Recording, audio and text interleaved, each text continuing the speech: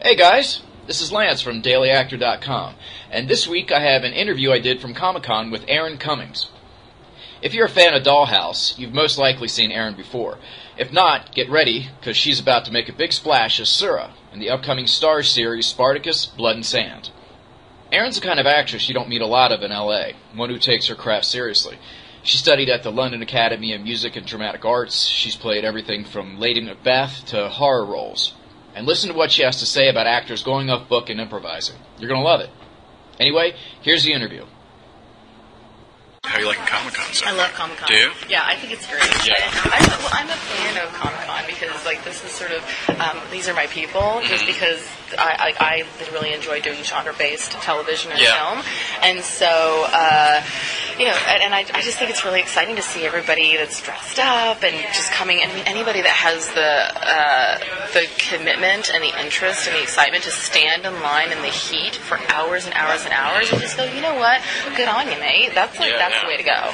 My favorite is seeing like a really big fat guy in a squeaky little Batman costume. Or The Incredibles. That's what I saw last year. Yeah, absolutely. So now, tell me about your character.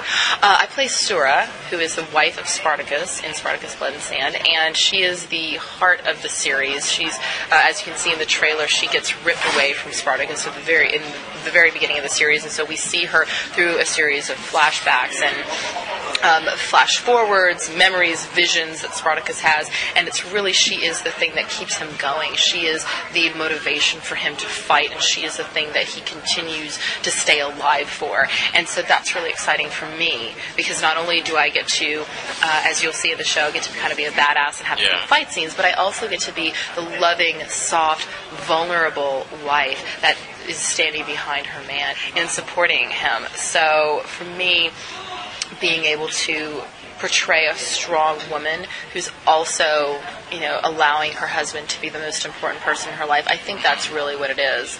And it's a beautiful thing to watch, and really a beautiful thing to be able to portray. I saw some clips and it was really, really cool. Yeah, it's amazing. I mean, to be able to work with people like Rob Tappert and Sam Raimi and Josh Donnan and Steven Tonight, I mean, they have the creative vision behind the show that has allowed us to have this incredible playground to just frolic in. And when you have people that are creating these characters that already are so full and so vibrant and have such a depth to them, all you can do is basically just get out of the way and try not to mess it up. When you're blessed with good writing, then you really do you get to only enhance it with what you can bring to it, and that's really exciting for all of us. It's a wonderful thing to work on a show when all of the actors, and there are a lot of us, we have a pretty big cast, when all the actors, every time a new script comes in, they thumb through it and just read it, not just from their lines, but from cover to cover. They come up and go, oh my gosh, can you believe what happens? Did you read the end of it? What's going to happen next week? I mean, every episode is so tragic and so heartbreaking, and the things that happen to these people, the people who die on the show, you just go, oh my God, what could possibly happen to top that? Which is really exciting. How'd you prepare for this? You kick a lot of ass. I kicked a lot of ass. I worked with a trainer, a wonderful woman named Amanda Fubister. I tried to work out with the gladiators for a period of time, but I quickly realized that a six-pack and bulging biceps were not going to be appropriate for my character. But it was more just something of really working out and being able to sustain, my body shape. Because not only was it important for me to be in shape and look like I was strong enough to carry a sword, I needed to also maintain my curves. I'm a Thracian village woman, so and a Thracian priestess who's ultimately a sex goddess in a way. She speaks to the gods, and also she's the wife of Spartacus, so she needs to be very sexy as well. And so it was very important for me to maintain a certain physique that would be, whereas Spartacus, Andy Whitfield did an incredible job of shaping his body to where, every woman is just going to go insane when they see him take his shirt off for the first time. He really just sculpted himself and was so dedicated to creating what Spartacus would look like. And so, when we both get our kid off together, I want people to go, well, he looks damn good, but you know what, so does she. They look good together. So it's important to, to maintain a certain look for that. But so that was one thing.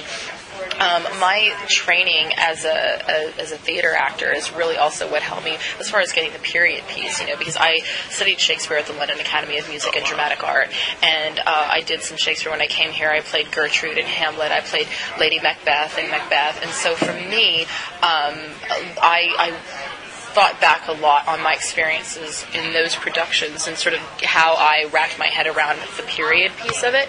But then the biggest preparation of all was really just getting to know Andy and getting to wrap our heads around the relationship that our characters had, because all of my scenes are with him.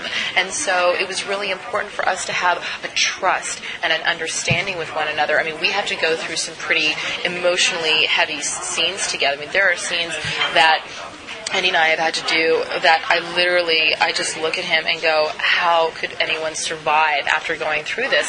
And to be able to have someone like Andy Whitfield who's going to go there emotionally, he's going to make that commitment. It's really exciting because I know that I can trust him. Yeah. I know that I can trust him not only with my emotions, but with my physicality as well. You guys didn't know each other before, right? No, we didn't. How long did you get to, how long? Well, interestingly enough, when Andy was auditioning, they pretty much knew that it was going to be him, but they wanted to bring in a female to read opposite him to see how he would do with sort of the romantic aspect of the show. I was the person they brought in, not realizing that eventually I would play his wife, and we ended up doing the scene together on camera and just had this wonderful chemistry immediately. And so when ultimately we were both cast and I ended up going down to New Zealand and meeting him, there was automatically a trust and understanding there. And so we had a few weeks to get to know each other a little bit before things actually started shooting, but it clicked right away. Did you have any sort of say in the look of your character, or like the things you said, the script? You know what? The producers were really good about being open.